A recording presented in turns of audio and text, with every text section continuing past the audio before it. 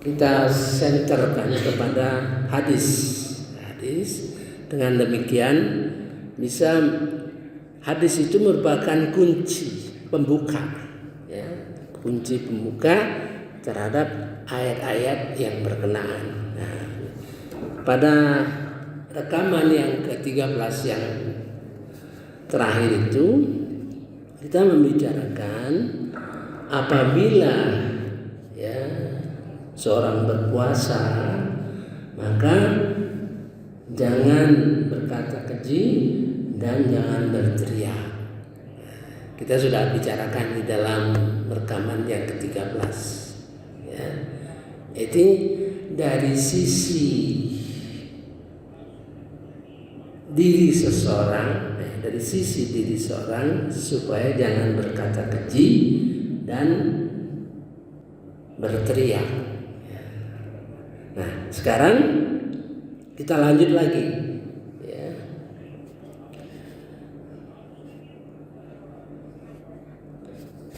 Apabila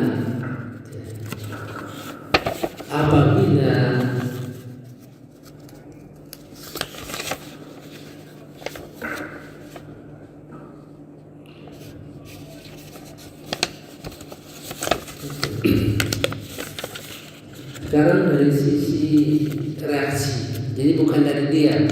Kalau tadi kan dari dia bicara, dari diri sendiri, jangan berkata keji dan berteriak. Ini dari kita ya. Nah, sekarang dari pihak luar, gitu ya. Jika ada seseorang yang mencaci maki, nah itu.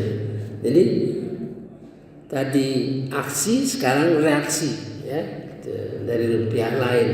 Jika ada seseorang yang mencaci makinya atau menyerangnya, maka hendaklah ia mengatakan, sesungguhnya saya sedang berpuasa. Nah, jadi ini dari sisi pihak luar, dan yang dulu dari dalam, ya. Apabila kita kekurangan, ya, kejiwaan kita miskin, katakan dia miskin, maka reaksi ini akan keras, ya. Ini pembuka, sebenarnya membuka ayat-ayat Quran, ya, sehingga ayat-ayat Quran itu seolah-olah di dalam puasa ini disarikan oleh potongan hadis ini, ya. Jika ada seseorang yang mencaci makinya atau menyerangnya, maka hendaklah ia mengatakan, sesungguhnya saya sedang berpuasa. Fa'in sabbahu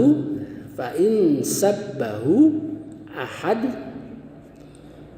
au qatalahu, mencaci maki dan menyerangnya, falyaqul, maka katakan, inni ru'um shaimun, senakunya sedang berpuasa. Jadi dari sisi aksi dan reaksi, bagaimana Al-Quran bicara mengenai itu, ya, gitu ya. Ini perlu kesabaran, intinya kesabaran, ya. Dalam surah Asy-Syura sebenarnya banyak mengenai sabar, itu banyak, ya. Tapi kita lihat dalam surah Asy-Syura ini lebih komplit, ya, Ayat 40 sampai 43, ya, ya.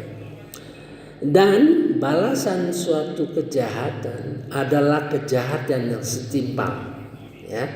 Tetapi barang siapa memaafkan dan berbuat baik kepada orang yang berbuat jahat, maka pahala dari Allah, sungguh dia tidak menyukai orang-orang yang zalim. Nah, ini lengkap nih ya.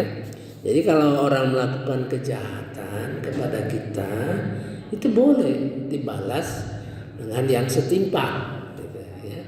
Pernah para sahabat melapor kepada Rasulullah, orang berbuat jahat kepada dia dan dia mau membalas. Kata Rasulullah, apa bedanya orang itu dengan kamu? Nah, seharusnya kita lebih baik, gitu ya.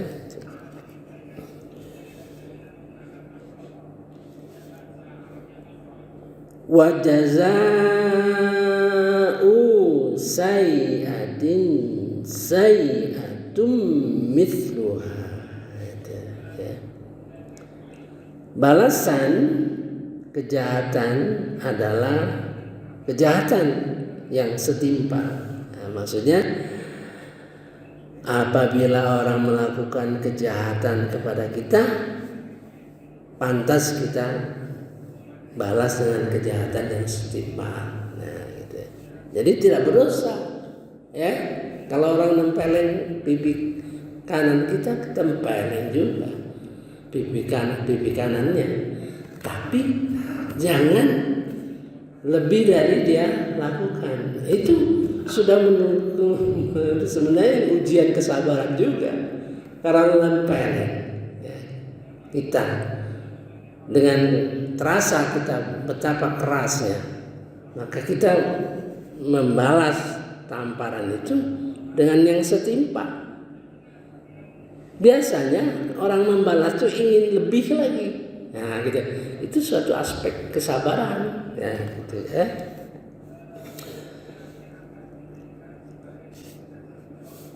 Tetapi barang siapa memaafkan, faman afa wa aslaha,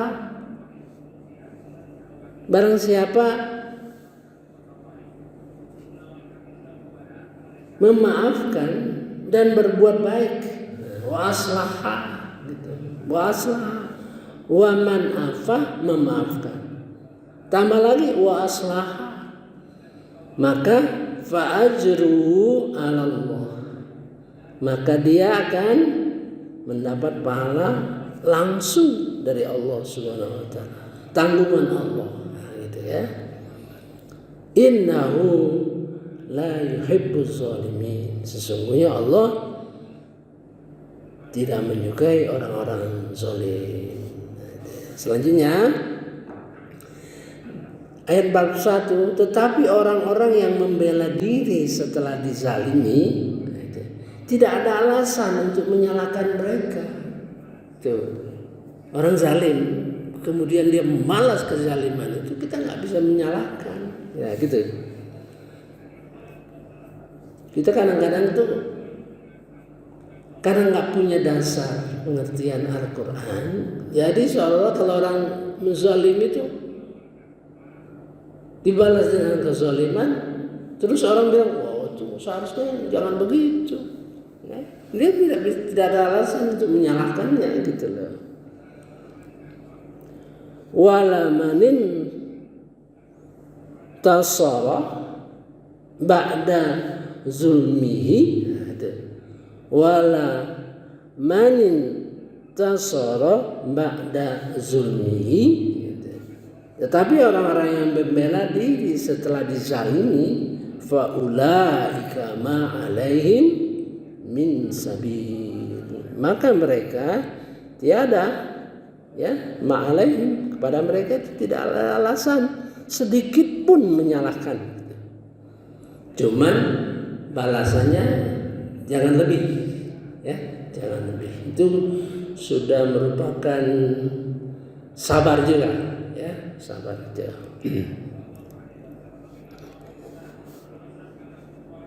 Mari kita lanjutkan 43. Sesungguhnya kesalahan hanya pada orang-orang yang berbuat zalim kepada manusia dan melampaui batas di bumi tanpa mengindahkan kebenaran, mereka itu mendapat siksaan yang pedih. Jadi kezaliman yang luar biasa, ya, tanpa mengindahkan norma-norma aturan-aturan yang baku, itu dasar ini ya, kezaliman itu ya.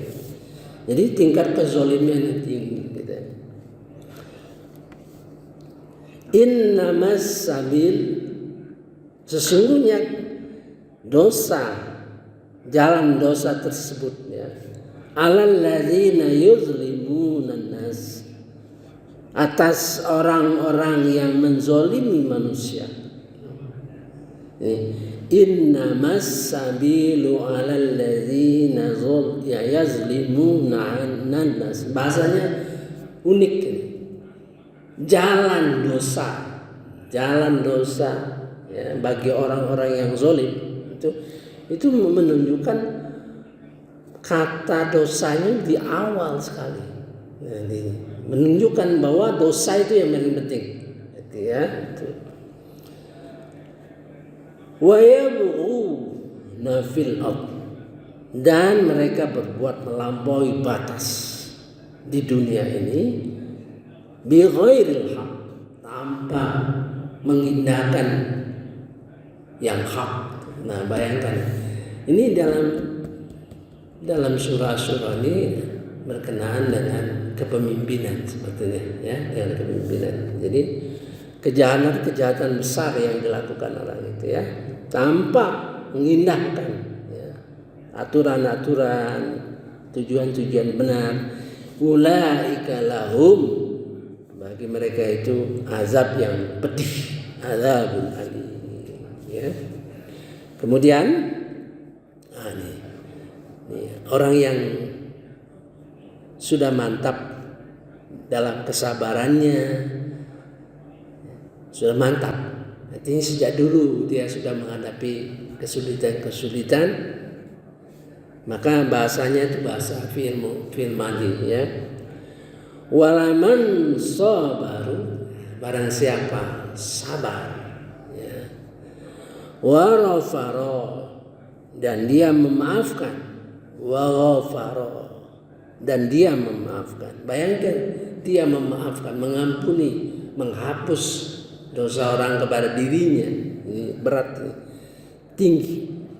Inna dzalika lamin azmil umur, benar-benar termasuk keutamaan, benar-benar termasuk. Jadi orang yang seperti itu ya, barang siapa sabar kemudian memaafkan, sungguh benar-benar itu sifat-sifat utama daripada yang bersangkutan. Nah, inilah kita langsung satu ayat lagi. Dan barang siapa dibiarkan sesat oleh Allah, maka tidak ada baginya pelindung setelah itu. Kamu akan melihat orang-orang zalim ketika mereka melihat azab, berkata, adakah kiranya jalan untuk kembali ke dunia? Saya kira jadi tergambar oleh kita bahwa hadis itu merupakan kunci ya, kunci untuk membuka ayat-ayat yang berkenaan dengan kesabaran. Ini dua hal yang menyangkut sabar dalam arti istiqomah, gitu.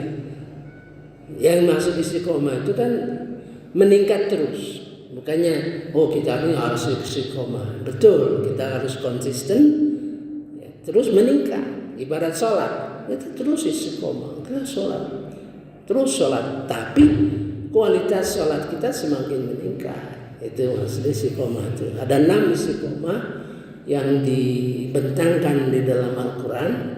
Satu mengenai istiqomah dalam hal syariat di surah Hud ayat 111 atau 112 ya.